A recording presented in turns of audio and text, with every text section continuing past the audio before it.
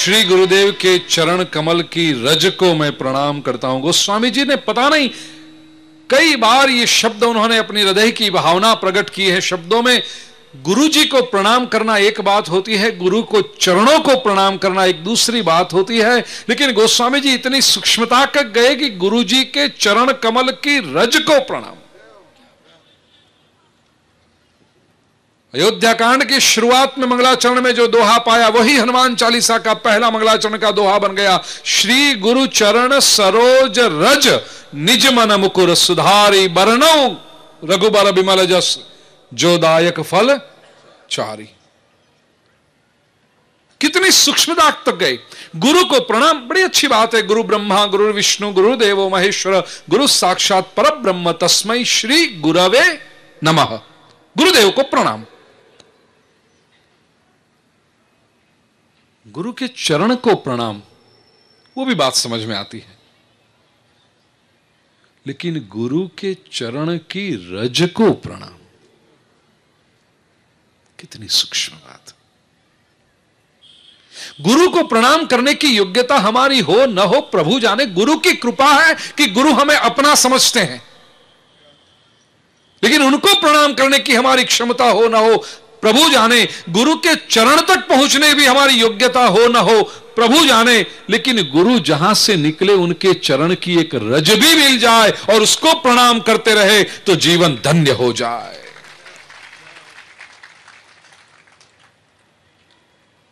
गुरु के आचरण से हम कुछ समझ पाए। ये चरण रज औषधि है। ये बंदो गुरुपद पदुम परागा सुरुचि सुबास सरस अनुरागा। वो सुरुचि है, सुगंधि है, रुचिकर है, वो सुगंधि युक्त है, सरस है। और अनुरागा, किसके साथ अनुराग निर्माण करती है? क्या अपने नहीं, भगवान के साथ अनुराग निर्माण करने वाली गुरु जी के चरण की रज है।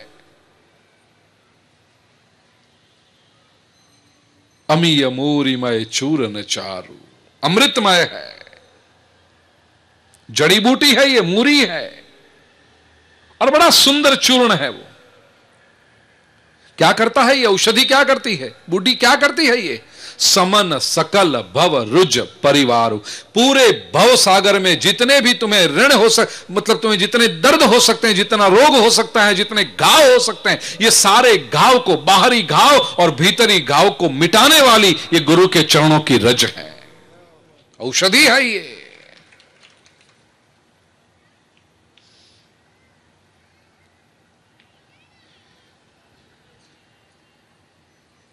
आपके जीवन में कोई भी घटना हो जाए उसे गुरु के दर्पण में देखना।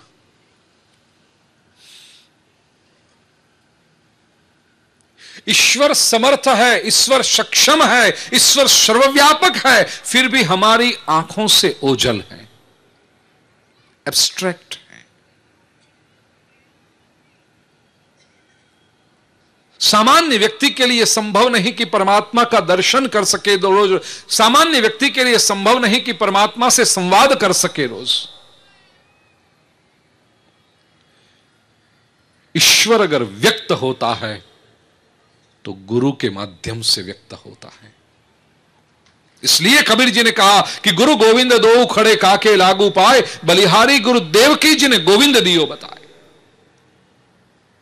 साथ में भी अगर आ गए एक साथ में तो पहले प्रणाम मैं गुरुदेव को करूंगा, क्योंकि उनकी वजह से मुझे परमात्मा दिखाई पड़े। और जब तक मुझे परमात्मा से संबंध नहीं जुड़ता, गुरु के साथ बना हुआ संबंध मुझे ईश्वर तक ले जाएगा। गुरु वह व्यक्ति है जिसका एक हाथ तुम्हारे हाथ में है, दूसरा हाथ ईश्वर के हाथ में है। धीरे धीरे धीरे आपकी ऐसी प्रगति कराता है कि आपका हाथ ईश्वर के हाथ में रखकर बीच में धीरे से वो निकल जाता है।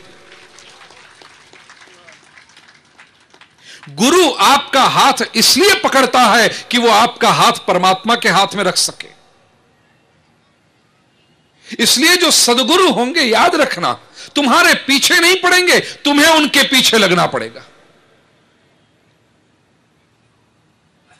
जो तुम्हारे पीछे पड़ा हो, अरे दिखाई नहीं पड़ते, क्यों नहीं आते, आओ आओ तुम्हारे बिना, ये समझ लेना व्यापारी आदमी है, तुमसे कुछ चाहता है, ये मार्केटिंग कर रहा है अपना। जो गुरु, हां तुम्हें अगर आवश्यकता है वो सामने से दौड़कर आएगा तुम्हारे पास, लेकिन वो मार्केटिंग नहीं करेगा, तुम्हें पकड़ के बांध के अपने पास रखने की कोशिश। तुम मुक्त हो, तुम समीप आते हो, तुम्हारा सौभाग्य है, तुम दूर जाना चाहते हो, तुम्हारा भाग्य है। पीछे तुम्हें लगना पड़ेगा। ठीक वैसे ही जैसे बेटा पढ़े, उसलिए मां उसके पीछे लगती है, बेटा पढ़ो, बेटा पढ़ो, बेटा पढ़ो। पढ़ना होगा तो पढ़ेगा, उसका नसीब है। क्या ये मां होती है? गुरु अपनी मौज में रहता है, तुम्हें रहना पड़ेगा उसके साथ में। यह तन विष की बेलड़ी, गुरु अमृत की खान, शीश दिए जो गुरु मिले तो भी सस्ता जान। मस्तक अगर दे दिया फिर भी अगर गुरु पा लिया जीवन में, समझ लेना सौदा सस्ते में हो गया। कहां मिलते हैं अच्छे लोग, कहां मिलते हैं स्पष्ट लोग आज, कहां मिलते हैं ऐसे लोग जिन्होंने शास्त्र का अध्ययन किया हो, जो आपके हृदय को समझता हो, जो भक्त भी हो, जो ईश्वर को जानता हो और सभी का ये समन्वय करा सके। ऐसे लोग संसार में है कहां आज?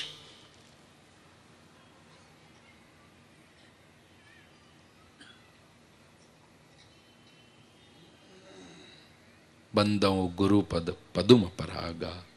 तो एक बार जब उसके साथ हो लिए, समन सकल भव रुज परिवार।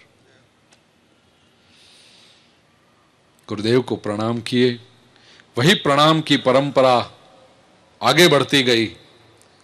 ब्राह्मणों को वंदन किए, सज्जनों को वंदन किए, दुर्जनों को भी वंदन किए। गोस्वामी जी कहते हैं ये दोनों को प्रणाम करना चाहिए। बंदौ संत असज्जन चरना, दुख प्रद उभय बीच कछुबर। सज्जन को भी वंदन, दुर्जन को भी वंदन। क्यों? गोस्वामी जी कहते हैं वंदन इसलिए कहता हूं कि दोनों पर दुख देते हैं। पूछा दोनों दुख देते? सज्जन भी दुख देता है, दुर्जन भी दुख देता है। दुर्जन दुख देता है वो तो बात समझ में आती है, सज्जन भी दुख देता है। कहता हां कैसे? गोस्वामी जी कहते हैं दुर्जन के मिलने पर दुख होता है और सज्जन के बिछड़ने पर दुख होता है। एक मिलकर दुख देता है, दूसरा बिछड़कर दुख देता है। दुर्जन पास में आए तो दुख होता है, सज्जन हमसे दूर हो जाए तो दुख होता है।